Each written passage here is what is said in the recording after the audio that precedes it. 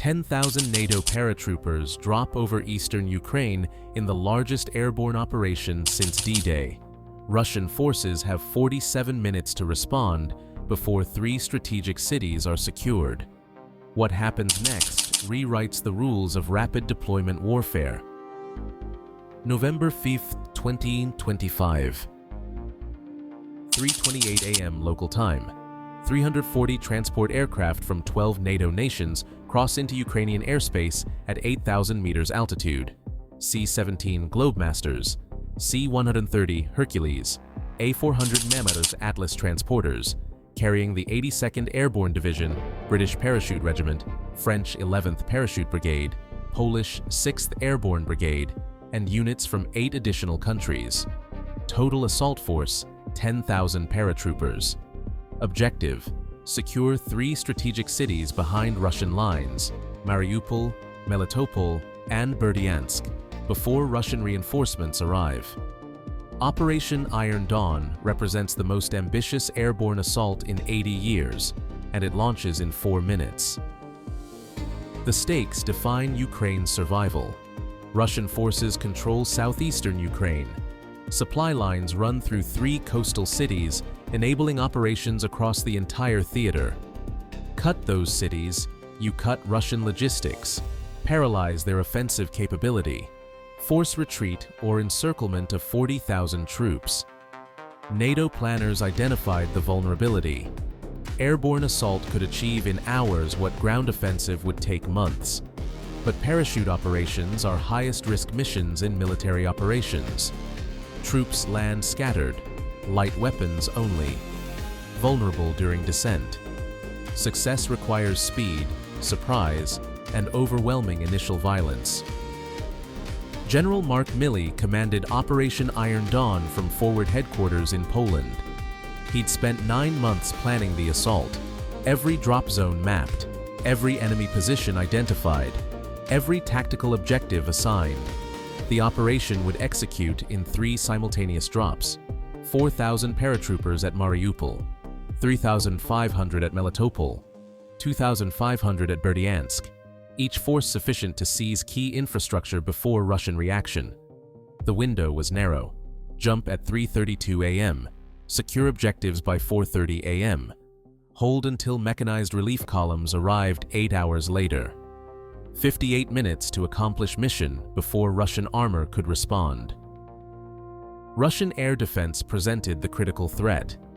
S-300 and S-400 batteries positioned throughout the region, capable of engaging transport aircraft at 200 kilometers. One missile could destroy C-17, carrying 134 paratroopers. Standard doctrine said airborne operations required air superiority, but achieving air superiority over contested airspace would take weeks. Ukraine didn't have weeks. Iron Dawn gambled on different approach: suppress air defenses through overwhelming simultaneous attack, electronic warfare, anti-radiation missiles, stealth fighters, paralyze enemy systems during crucial 15-minute drop window. At 3:14 a.m., the suppression campaign began. 47 F-35 Lightning II stealth fighters penetrated Russian airspace. Each carried AGM-88E advanced anti-radiation missiles, targeting every S-300 and S-400 radar system within 200 kilometers of drop zones. The stealth characteristics meant Russian radar couldn't track the attackers. First indication of assault came when missiles detonated against radar installations. 89 anti-radiation missiles struck 34 air defense sites in 4 minutes. Not all systems destroyed, but enough damaged or forced offline to create corridor for transport aircraft.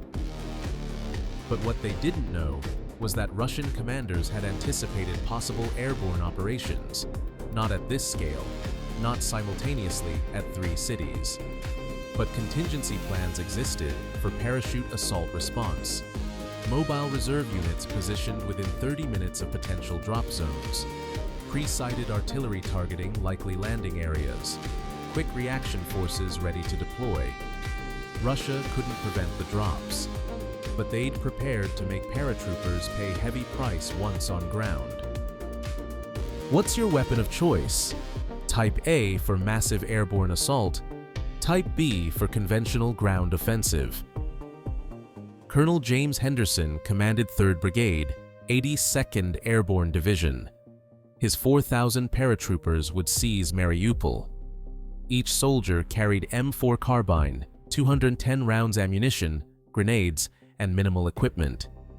Total combat load, 45 kilograms, light enough to parachute, heavy enough to fight. Henderson's plan was brutally simple. Drop on 3 sides of city, converge on port facilities and rail yards within 40 minutes. Secure infrastructure before Russian reinforcements arrived. His troops had trained for 6 months, rehearsed every contingency. But training and combat are different. They'd learned that in 3 minutes. At exactly 3:28 a.m., transport aircraft reached drop zones. Red lights illuminated in 340 cargo bays. Paratroopers stood, hooked static lines, prepared to jump. Each aircraft would drop troops in 45-second sequence. 134 paratroopers per C-17, exiting at 3-second intervals. Modern parachutes deployed automatically.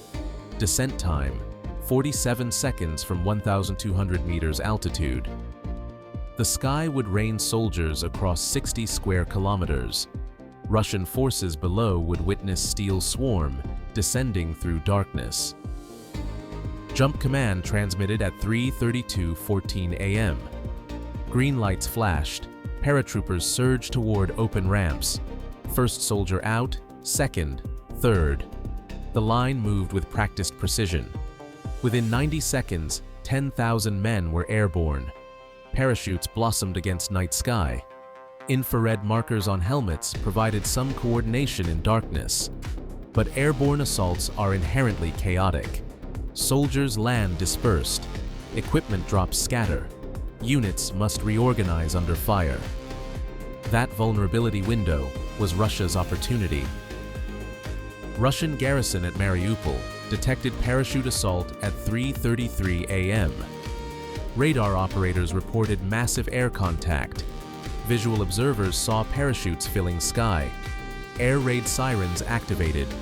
2,400 Russian troops in the city went to maximum alert. Battalion commander transmitted emergency calls for reinforcements. Artillery batteries received coordinates. Mobile reserves began deploying. The Russians had 40 minutes before paratroopers organized into effective fighting force. That timeline would determine whether they held city or lost it. Henderson landed in Wheatfield 800 meters from planned drop zone. Acceptable deviation. He unclipped parachute harness, retrieved weapon, activated tactical radio. Status reports flooded in. Alpha Company landing northwest of port. Bravo Company southeast. Charlie Company scattered but regrouping. Casualty reports: 14 injuries during landing, none serious. Equipment status: 89% containers recovered. Missing items would cost them but weren't critical. Henderson issued orders. All companies converge on port facilities. Movement in 8 minutes. Contact expected immediately. The first firefight erupted at 3:41 a.m. Alpha Company encountered Russian checkpoint. 12 soldiers manning roadblock. Paratroopers outnumbered them 8-1. Brief exchange. Russians attempted withdrawal. Suppressive fire prevented retreat. Position overrun in 4 minutes. 8 Russians killed. 4 captured. 0 American casualties. The engagement established pattern. Where paratroopers achieved local superiority, Russian positions collapsed quickly. Problem was achieving that superiority before Russians concentrated forces. Russian artillery began firing at 3:44 a.m. 152 mm howitzers targeting drop zones, devastating against troops in open. But most paratroopers had landed 12 minutes earlier, were already moving toward objectives. Artillery struck empty fields. Some shells hit scattered groups reorganizing equipment. Casualties were light, but psychologically significant. Explosions shattered darkness. reminded everyone that Russian firepower was immense if concentrated properly. What would you have done commanding Russian garrison when 4,000 paratroopers dropped on your city? Comment your answer below. Bravo Company reached port facilities at 3:58 a.m. Critical objective. The port handled 40% of Russian logistics for eastern Ukraine. Fuel, ammunition, food, everything flowed through these docks. Russian Guard Force, 1 reinforced platoon, 47 soldiers. Well-positioned but outnumbered. Bravo Company had 480 troops converging from 3 directions. The Russians fought well, inflicted 12 casualties, but numbers overwhelmed courage. Port secured by 4:14 a.m. Paratroopers established defensive perimeter. Prepared for counterattack they knew was coming. Charlie Company seized rail yards at 4:06 a.m., another logistics choke point. Trains carried Russian supplies from Crimea to front lines. Capturing yards cut that lifeline. Russian defenders included 89 logistics troops with limited combat training. They surrendered when surrounded. Smart decision. Fighting would have been suicide against airborne infantry. Rail yards secured with minimal casualties both sides. At Melitopol, British Parachute Regiment executed similar assault. 3,500 troops dropping on city of strategic importance. Russian garrison strength, 1:800. The mathematics favored attackers. British paratroopers landed more accurately than Americans. Tighter drop pattern, less dispersion. They consolidated faster. Began assault on city center at 3:49 a.m. Russian defenders attempted organized resistance. Failed. Overwhelmed by superior numbers and training. City center secured by 4:22 a.m. British established blocking positions on approaches, prepared for Russian relief columns. Berdiansk assault encountered heaviest resistance. Polish and French paratroopers dropped into 2,500-man garrison expecting attack. Russians had fortified positions, pre-sighted fields of fire, coordinated defense plan. The 2,500 NATO paratroopers landed into prepared killing zones. Casualties during landing, 47 dead, 134 wounded. Worst losses of entire operation. But paratroopers adapted, used combined arms tactics, maneuver and suppression, systematically reduced Russian strongpoints, seized city by 4:41 a.m. Higher cost than other drops, but mission accomplished. Russian response mobilized quickly. 6th Tank Regiment began moving toward Mariupol at 3:52 a.m. 47 T-90M tanks, 38 BMP-3 infantry fighting vehicles. Total force, 1,200 troops with heavy armor. Distance to city, 38 kilometers. Estimated arrival time, 5:20 a.m. Henderson's paratroopers had no anti-tank weapons capable of stopping T-90M. Javelin missiles were effective but limited quantity. 89 launchers across entire brigade. Not enough to stop armored regiment. The race was on. Could relief columns arrive before Russian armor overwhelmed light infantry? U.S. 1st Armored Division had been moving toward objectives since 2 Sound a.m. Time to link up with paratroopers by 8 Sound a.m. But learning of Russian counterattack, division commander accelerated timeline. M1 Abrams tanks pushed to maximum road speed, 45 miles per hour on highways. Fuel consumption quadrupled. Maintenance concerns ignored. The armor had to reach paratroopers before Russian tanks did. Otherwise, Iron Dawn would become catastrophic defeat. Subscribe to this channel if you want military analysis that explains actual tactical decisions and operational constraints, not Hollywood dramatization. At 5:14 a.m., Russian 6th Tank Regiment encountered first resistance. Apache helicopters from 101st Airborne Division. 8 AH-64E Guardians armed with Hellfire missiles. The helicopters had raced ahead of ground columns, positioned to intercept Russian armor. Each Apache carried 16 Hellfires, enough to destroy entire tank company if employed correctly. Engagement began at 4,800 meters range. Russian tanks activated defensive systems, smoke generators, active protection, electronic countermeasures. But Hellfires penetrated defenses. First tank destroyed, second, third. Within 6 minutes, 12 T-90Ms were burning wrecks. Russian formations scattered, attempted to evade helicopter attacks, lost cohesion, lost momentum. The critical charge toward Mariupol stalled. Henderson's paratroopers established defensive perimeter around port facilities, positioned javelin teams covering approach routes, dug fighting positions, prepared obstacles. They knew armor was coming. Best they could do was delay until relief arrived. At 5:47 a.m., lead Russian tanks appeared 2,400 meters from perimeter. Henderson ordered weapons free. Javelin missiles streaked toward targets. 2 hits, 2 kills, but 35 tanks remained, and paratroopers had 67 Javelin missiles left for entire brigade. The math didn't work. They'd inflict casualties, but couldn't stop the assault. At 6:03 a.m., Abrams tanks from 1st Armored Division crested hill overlooking Mariupol. 34 M1A2 tanks, perfect firing positions. They'd arrived 12 minutes before Russian armor reached paratroopers. American tankers engaged at 3,200 meters. Superior optics, better ammunition. The engagement was one-sided. Russian T-90Ms destroyed at ranges they couldn't effectively return fire. Within 18 minutes, 6th Tank Regiment ceased to exist as fighting force. 41 tanks destroyed or disabled. Survivors withdrew in disorder. The counterattack that could have annihilated Henderson's brigade was shattered before reaching objective. Similar patterns repeated at Melitopol and Berdiansk. Russian relief columns intercepted by NATO armor, destroyed before reaching paratroopers. By 7:30 a.m., all 3 cities were secured.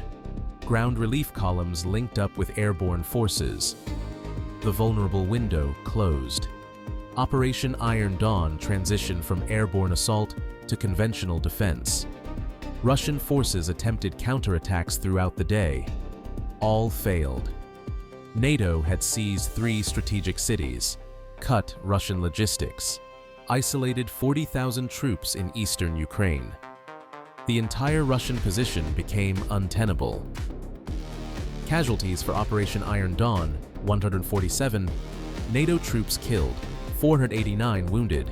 Russian losses: 2,340 killed, 4,700 captured, 89 tanks destroyed, numerous other vehicles. The exchange ratio favored NATO decisively, but numbers didn't capture strategic impact. Russian logistics network was severed. Their eastern offensive collapsed within 72 hours. Troops without supplies couldn't fight. Equipment without fuel couldn't move. The 3 captured cities became NATO logistics hubs supporting Ukrainian advance. Strategic situation reversed completely. Was this airborne operation military genius or reckless gamble that happened to succeed? Leave your thoughts in the comments. Military historians would study Iron Dawn for decades. Largest airborne operation since World War II. Proved parachute assaults remained viable in modern warfare if properly supported. Air defense suppression, electronic warfare, coordinated timing, rapid mechanized relief. All elements had to work perfectly. One failure would have meant disaster. But NATO executed flawlessly. Training, planning, and technology combined to achieve stunning success. Russian military absorbed painful lessons. Their air defenses were vulnerable to coordinated suppression. Garrison forces couldn't resist determined airborne assault. Reserve units couldn't counterattack fast enough. The entire defensive concept for occupied territories required rethinking. But rethinking required resources and time Russia didn't have.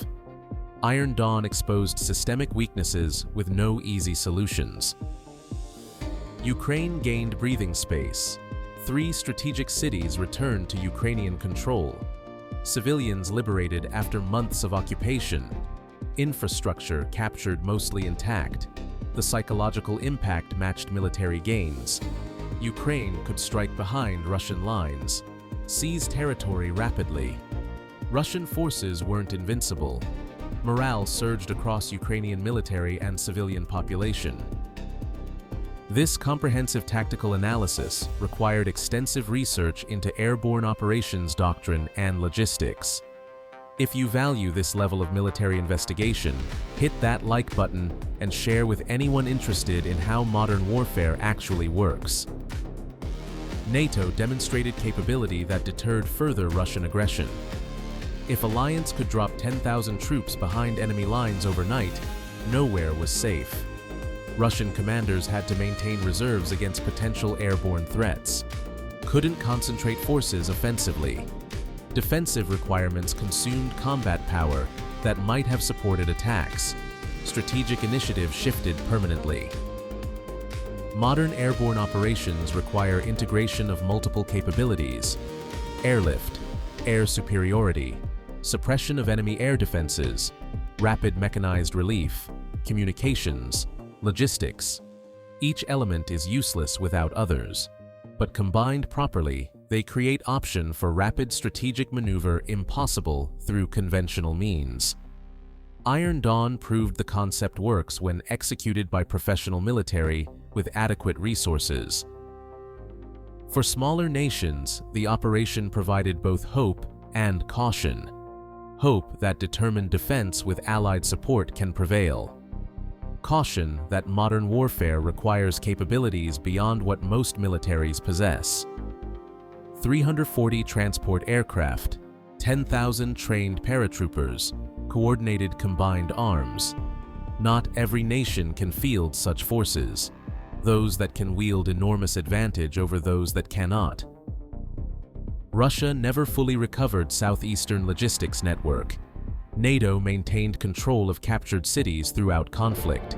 Russian forces in eastern Ukraine withered from supply shortages, eventually withdrew or surrendered.